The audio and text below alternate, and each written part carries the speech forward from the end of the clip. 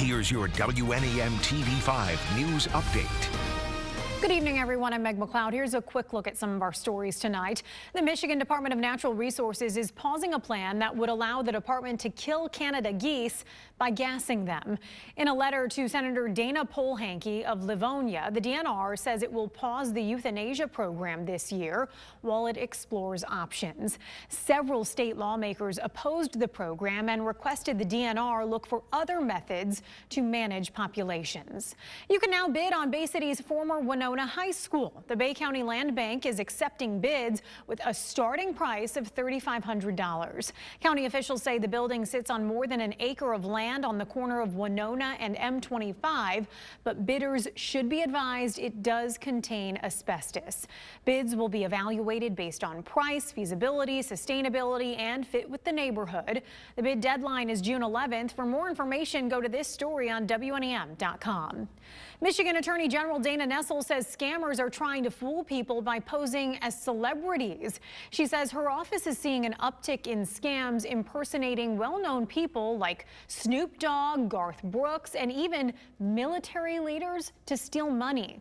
Commonly used schemes include romance scams, crypto scams, and merchandise scams. She says they use AI to create realistic voice messages and videos. If you believe you've been targeted, you can file a complaint with the Attorney General's office. Now here's Chris with your first alert forecast. And temperatures tonight are expected to stay pretty warm in the 50s and 60s, and tomorrow will likely stay warm as well with highs in the 70s. However, we are expecting a chance for rain to return. Those showers are still several hours away as of about 6:30, but we do expect some rain overnight and will be unsettled for the next couple of days. You can see on the hour-by-hour forecast, they're not constant rains. We have a decent shot to pick up at least a little light rain overnight and early tomorrow, but then going through Tuesday, it's just these scattered pop-up type showers that move through from time to time. It's not constant, and it's pretty much the same story on Wednesday, where we do expect some occasional showers, but not all day, and the sun will even make an appearance from time to time.